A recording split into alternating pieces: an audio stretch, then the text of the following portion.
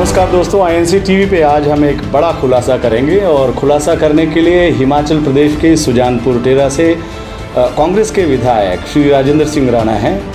ऐसा खुलासा जो हिंदुस्तान में शिक्षा की नीति, शिक्षा की व्यवस्था के ऊपर है।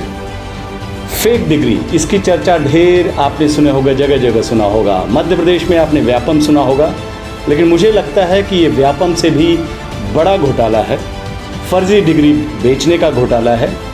कांग्रेस के नेता लगातार इस बात को उठाते रहे हैं, लेकिन अब ये मामला काफ़ी तूल पकड़ लिया है। हमारे साथ राजेंद्र सिंह राणा जी हैं। इस पर उन्होंने ढेर सारा रिसर्च किया हुआ है, एक एक पेपर्स को पढ़ा है और इस घोटाले को आप अगर सुनेंगे तो आपको शरीर में कंपन आ जाएगी कि फेक डिग्री को बेच के हिंदुस्तान के जो नौजवान हैं, हिंदुस्तान की जो भविष्य की पीढ़ी है, उसके ऊपर कितना बड़ा धोखेबाजी, धोखाधड़ी हुई है। तो ये पर्दाफाश आपको आज राजेंद्र सिंह राणा जी, जो माननीय विधायक सुजानपुर टेरा से हैं, वो आज बताएंगे। राणा साहब, यूजीसी तो वैसे फेक यूनिवर्सिटीज़ की लिस्ट निकालती है, लेकिन वो देखते हैं हमेशा एक कागजी कार्रवाई होती है।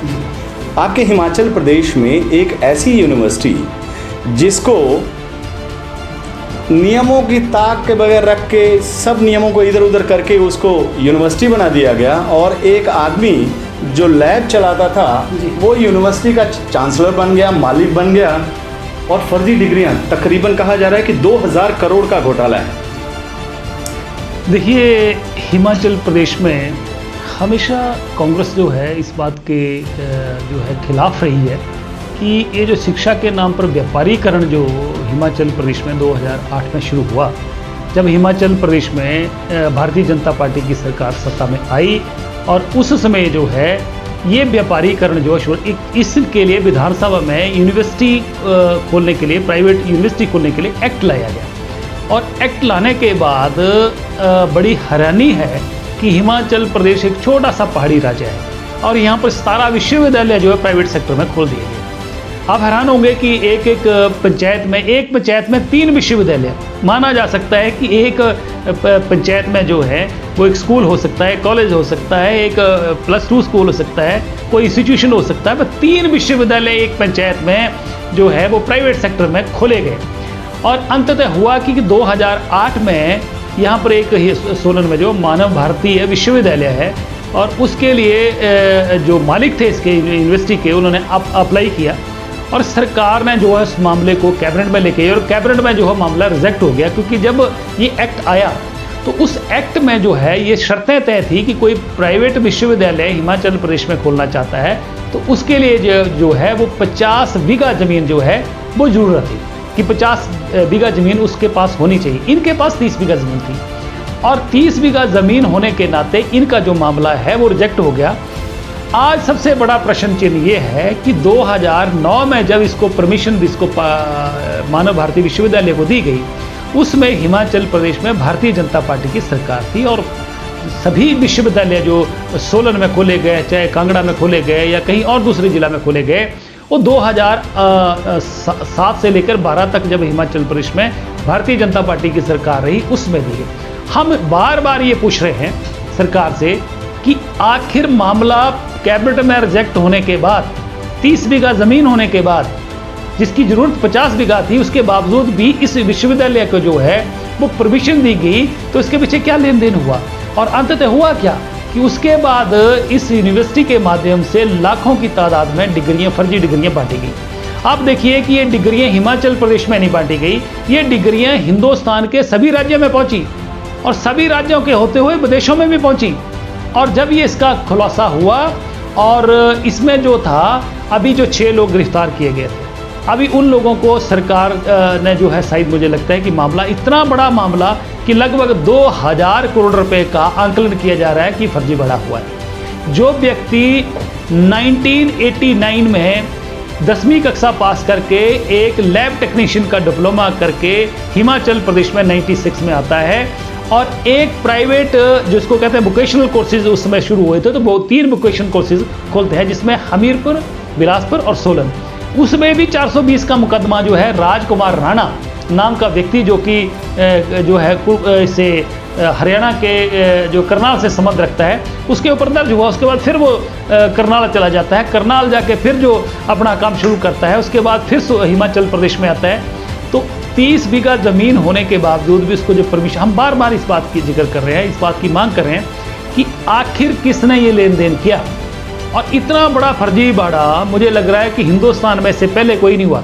हिमाचल प्रदेश तो देवी देवताओं की भूमि है और यहाँ पर जो है लोग जो है भोले भाले हैं, और इस राज्य में अगर ऐसा फर्जीवाड़ा हुआ है और सरकार ने अभी पिछले सेशन में जब विधानसभा में मामला उठाया था तो उसमें जो है सरकार ने, मुख्यमंत्री ने इसकी एक SIT का गठन किया जिसमें 19 मेंबरी कमेटी बनाई गई और 4 लोग पहले गिरफ्तार थे, 2 लोग और गिरफ्तार हुए और उनको जमानत हो गई। इसका मतलब सरकार ने ठीक तरीके से प्लीड नहीं किया, सरकार कुछ अपने लोगों को बचाना चाह रही है। हम मांग कर रहे हैं कि सरकार जो है इसके लिए स्पेशल कमीशन बैठाए या फिर इसकी CBI से जांच कराए, और जब जांच होगी तो निश्चित तौर पर इसमें जो है भारतीय जनता पार्टी के बड़े नेता जो है इसमें जो है शिकंजे में फंसेंगे और सरकार बचाने की कोशिश कर रही है। जिस व्यक्ति का पिछला ट्रैक रिकॉर्ड जो है वो एक संदिग्ध रहा हो, उसके ऊपर पर्चे दर्ज जो है FIR दर्ज हुई हों, और उस व्यक्ति ने जो है पहले भी ऐसे काम किए हो, ऐसे व्यक्ति को ऐसी यूनिवर्सिटी खोलने की इजाज़त जो दी गई, ये निश्चित तौर पर मेरा दावा है अगर जांच होगी तो बहुत सारे लोग इसमें मगरमच्छ पकड़े जाएंगे और इसमें भारी लेन देन हुआ है। मैं एक और चीज़ कहना चाह रहा हूँ कि हिमाचल प्रदेश में बाकी भी विश्वविद्यालय हैं, वहाँ भी जाँच होनी चाहिए कि वहाँ भी तो ऐसा फर्जीवाड़ा तो नहीं हो रहा है। और इस व्यक्ति ने जो एक प्राइवेट लैब चलाता था, उसके बाद उसने एक कोचिंग सेंटर चलाया, आज वो अरबों रुपए का मालिक कैसा बन गया। उसके बाद जो है उसने जो है राजस्थान में 100 बीघा जमीन लेके माधव विश्वविद्यालय के नाम से यूनिवर्सिटी बना दी। तो बहुत बड़ा फर्जीवाड़ा है। देखिए, शिक्षा के क्षेत्र में ऐसा होना इससे बड़ी देश के साथ कोई गिरफ्तारी नहीं हो सकती है। देशद्रोह से बड़ा मामला इससे कोई बनता नहीं, इससे बड़ा कोई मामला नहीं हो सकता। एक व्यक्ति PhD करते करते उसके सिर के बाल झड़ जाते हैं, उसके पेरेंट्स जो है वो लोन लेके कर्जदार हो जाते हैं, बैंकों में जमा पूंजी जो है वो बच्चों की पढ़ाई में खर्च की जाती है। और यहाँ एक व्यक्ति जाता है, कई हज़ारों व्यक्ति ऐसे जाते हैं जो पैसे यूनिवर्सिटी में देते हैं और जाके डिग्री लेके आ जाते हैं। तो ये बहुत बड़ा मामला है। सरकार को इसको गंभीरता से लेते हुए अगर सरकार अगर भ्रष्टाचार के खिलाफ है, अगर भ्रष्टाचार को नहीं दबाना चाह रही है, तो सरकार को निश्चित तौर पर जो है इसकी CBI से जांच करानी चाहिए, स्पेशल कमीशन बैठा के इसकी जांच करवानी चाहिए ताकि दूध का दूध और पानी का पानी हो। देखिए राणा साहब, महत्वपूर्ण बात यह है कि आपने कहा कि एक पंचायत में 3 यूनिवर्सिटी, एक और वो भी हिमाचल में जी। और सवाल ये भी उठते रहे हैं, बार बार उठते रहे हैं, हमने अखबार में भी पढ़े हैं कि फर्जी डिग्री जो है उस मामले में ये जो यूनिवर्सिटी है वो नंबर 1 है और इसकी जांच पर कहीं ना कहीं पर्दा किया गया है। आपने कहा ये भाजपा शासित राज्य है। इससे पहले मैं 2-3 चीज़ें और बताना चाह रहा हूँ कि ये शिक्षा का ये व्यापारीकरण है। आपने देखा होगा बाबा रामदेव, रुचि सोया का किस तरह से, इसका कुछ दिन पहले हम लोगों ने खुलासा किया था कि किस तरह से रुचि सोया में गड़बड़ी करके रामदेव जो हैं वो उतने बड़े व्यापारी बन गए। तो ये शिक्षा का व्यापारीकरण साफ दिखता है। सवाल ये है कि ये फर्जी डिग्री जो लिए हैं जिन बच्चों ने, किसी ने पैसे तो ट्रांजैक्शन हुए हैं जी। मामला CBI से आगे तो ED का भी बनता है। बिल्कुल, हमने पिछले विधानसभा में ये मामला उठाया था कि इसकी CBI से भी जांच हो और इस मामले को ED को भी दिया जाए। मैं दावे के साथ कह रहा हूँ कि इस मामले को दबाया गया। क्या सरकार जो है भ्रष्टाचार को दबाना चाह रही है या सरकार के से जुड़े लोग इसमें शिकंजे में फंसने वाले हैं? इशारा किसकी तरफ है आपका, कुछ इशारा बता सकते हैं? देखिए, मैं तो इशारा सीधे तौर पर ये कह रहा हूँ कि जो लोग सत्ता में थे, जिन्होंने उस वक्त जो लेन देन किए हैं और जिसके अगर इंक्वायरी होगी तो निश्चित तौर पर जो परतें जो खुलेंगी। और देखिए, ये जो जब मामला ये पिछले, वैसे मैं जो रिसर्च करके आया, ये यूनिवर्सिटी उस वक्त बनी थी जब हिमाचल में भाजपा की सरकार थी और इसका क्लियरेंस जो है वो श्री प्रेम कुमार धूमल जो उस वक्त के तत्कालीन मुख्यमंत्री थे उनके दौरान हुआ। निश्चित तौर पर 2007 दिसंबर से लेकर 2012 दिसंबर तक जो है वो हिमाचल प्रदेश में भारतीय जनता पार्टी की सरकार रही और प्रेम कुमार धूमल की अगुवाई में सरकार थी। हम किसी पे उंगली नहीं कर रहे हैं, हम उन लोगों पे उंगली कर रहे हैं कि जो उस समय सरकार में थे किसने कैबिनेट में मामला रिजेक्ट होने के बाद भी इस यूनिवर्सिटी को इजाज़त दी? इसकी जो फिर पिछली बैकग्राउंड थी व्यक्ति की, वो पूरी तरह संदेहजनक थी और उसके ऊपर कई मामले थे, उसके बावजूद भी दी गई। मैं दावे के साथ कह रहा हूँ कि उस समय जो है मोटा लेन देन हुआ है और मोटा लेन देन हुआ और सरकार इसको दबाने की कोशिश कर रही है। मैं निश्चित तौर पर ये बिल्कुल कह रहा हूँ कि इस मामले को सरकार जो है वो पता नहीं क्यों बचाने की कोशिश कर रही है और इस मामले को हम फिर से विधानसभा में हमने नोटिस दिया, इसको कल से फिर से विधानसभा शुरू होने वाली है, हम इस मामले को फिर से उठाने वाले हैं और सरकार को इसको चाहिए। नहीं तो मैं साफ साफ तौर पर कह रहा हूँ कि आने वाले समय में मैं व्यक्तिगत तौर पर इस मामले को हिमाचल प्रदेश के कोने कोने में लेके जाऊँगा, धरने भी करूँगा, प्रदर्शन भी करूँगा, क्योंकि इस मामले से जुड़े बहुत सारे लोग जिनको फर्जी डिग्रियां दी गई हैं और जिन्होंने पैसे देकर डिग्रियां ली हैं, उनकी नौकरियां चली गई हैं, उनका भविष्य अंधकार में होगा, कई लोगों ने सुसाइड कर लिए हैं। तो ये बहुत बड़ा मामला है और हिंदुस्तान में इससे बड़ा शिक्षा के क्षेत्र में फर्जी बड़ा नहीं हुआ होगा। तभी मैंने कहा कि ये मध्य प्रदेश के व्यापम से बड़ा घोटाला है। इतनी ज़्यादा फर्जी डिग्रियां बेची गई, कानून को ताक पे रखकर उस यूनिवर्सिटी को बनाया गया, जैसे आपने कहा, और वो कागज़ भी हम देख रहे थे कि 30 बीघे की ज़मीन में यूनिवर्सिटी को परमिशन दे दिया गया, कैबिनेट ने रिजेक्ट कर दिया, उसके बावजूद ये यूनिवर्सिटी बनी। अब जिन बच्चों की जो डिग्रियां थी उनका भविष्य तो अंधकार हो गया, जिस तरह से व्यापम में सबका भविष्य अंधकार में हो गया, तो ये एक बहुत बड़ा मसला है। लेकिन मेरा सवाल ये है कि आप CBI की तो मांग कर रहे हैं, लेकिन केंद्र में बैठी हुई सरकार तो CBI के जब भी कोई डिमांड होती है, अपोजिशन करता है, वो ध्यान ज़्यादा नहीं देते हैं। ये तो आपको सड़कों पे ले आना पड़ेगा। देखिए, मैंने कह दिया है कि इसको विधानसभा में भी इस मामले को उठा रहे हैं। अगर सरकार ने जो कल्प्रिट है, जो मुलजिम है इसके पीछे, उनके ऊपर सरकार ने कार्रवाई नहीं की तो ये मामला सड़कों पे भी जाएगा और गांव-गांव में भी जाएगा और जिला लेवल पे भी इसके प्रदर्शन किए जाएंगे। मैं निश्चित तौर पर, कोई साथ चले ना चले, मैं तो इस मामले को उठाने वाला हूं, क्योंकि ये नौजवानों के भविष्य के साथ जुड़ा मामला है। ये हिमाचल प्रदेश जैसी भूमि, जहाँ जिस भूमि को देवताओं की भूमि कहा जाता है, देवता जहाँ वास करते हैं, वहाँ ऐसे ऐसे कृत्य किए जाएँ तो इस चीज़ को बर्दाश्त नहीं किया जाएगा। देखिए, एक लैब टेक्नीशियन राणा साहब, उसका इतना बड़ा हाथ नहीं हो सकता है यूनिवर्सिटी में फर्जी डिग्री का कारोबार चलाना। इसके पीछे कहीं न कहीं नौकरशाह और राजनेता ज़रूर होंगे। आप बिल्कुल सही कह रहे हैं, जो भी इसके पीछे हैं वो सलाखों के पीछे जाने चाहिए। और दूसरी बात मैं कह रहा हूं कि जो आदमी 10वीं क्लास पढ़ा हो और उसके बाद लैब टेक्नीशियन का डिप्लोमा कर रहा हो और उसके पास आज 2-2 PhD की डिग्रियां हो, तो वो खुद डिग्रियां ले ली, खुद डिग्रियां और डॉक्टरेट की उपाधियां साथ में लगाई हों, तो इस देश के नौजवानों, उन नौजवानों को और दिल के क्या गुजर रही होगी जिन बच्चों ने अपनी ज़िंदगी का आधा हिस्सा जो है पढ़ाई करने में, PhD करने में लगा दिया।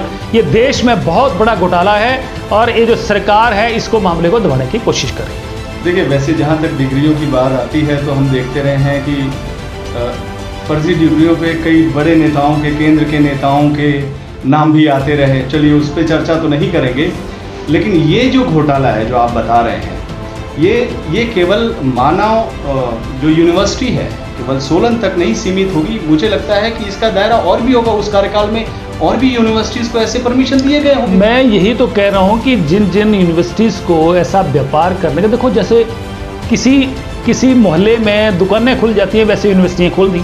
इसके पीछे कौन था, किसने खोली, क्या मनसा थी, क्या लेन देन हुए, हम इस बात को कह रहे हैं। और दूसरा, इस यूनिवर्सिटी के अलावा भी बाकी के जो विश्वविद्यालय हैं उन पे भी शक जो है वो जा रहा है। शिमला में भी एक विश्वविद्यालय बिक गया, क्या इसके पीछे हो रहा था, और बहुत कुछ चीज़ें हो रही हैं। हिमाचल प्रदेश को भारतीय जनता पार्टी की सरकारों ने ये जो है शिक्षा के नाम पर व्यापारीकरण शुरू कर दिया और ऐसा व्यापारीकरण शुरू किया कि देश में, पूरे देश में और विदेशों में भी हिमाचल की बदनामी की हो रही है। देखिए, जहाँ तक शिक्षा हिमाचल की बात हम करें तो हिमाचल का जो युवा है वो अपनी भविष्य का जो सपना देखता है वो हिमाचल से बाहर आता है, पंजाब यूनिवर्सिटी जाता है, दिल्ली यूनिवर्सिटी जाता है, फिर साउथ की तरफ भी जाता है और अपना नाम कमाता है।